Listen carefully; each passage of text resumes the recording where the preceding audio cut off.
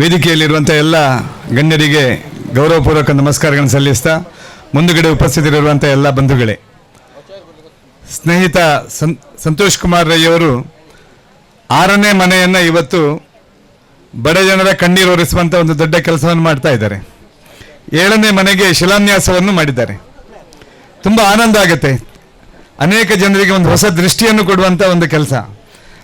ಮನೆ ಇದ್ದರೆ ಗೌರವ ಇದೆ, ಮನೆ ಇದ್ದರೆ ಜೀವನ ಇದೆ ಅಂತ ಒಂದು ಗೌರವಯುತ ಜೀವನವನ್ನು ಒಂದು ಬಡ ಕುಟುಂಬಕ್ಕೆ ಕಲ್ಪಿಸಿಕೊಟ್ಟಂಥ ಸಂತೋಷ್ ರೈ ಬೋಳಿಯಾರ್ ಅವರ ಮನಸ್ಸು, ಹೃದಯದ ವೈಶಾಲ್ಯವನ್ನು ಕೂಡ ನಾವಿಲ್ಲಿ ನೋಡ್ಬೋದು. ಮತ್ತು ಸ್ವಂತವಾದ ಹೆಸರನ್ನು ಇಟ್ಟುಕೊಳ್ಳದೆ ನಮ್ಮ ದೇಶ ಕಂಡ ಶ್ರೇಷ್ಠ ಪ್ರಧಾನಿ ನರೇಂದ್ರ ಮೋದಿ ಅವರ ಹೆಸರನ್ನು ಆ ಮನೆಗಿಟ್ಟು ತಾನು ಎಲೆಮರೆಯ ಕಾಯಿಯಂತೆ ಸಮಾಜದ ಕೆಲಸವನ್ನು ಮಾಡುವ ಸಂತೋಷ್ ರೈ ಅವರ ಈ ಕೆಲಸಕ್ಕೆ ನಾನು ಮನಸಾರೆ ಹೃದಯಪೂರ್ವಕ ಅಭಿನಂದನೆಗಳನ್ನು ಹೇಳ್ತೇನೆ.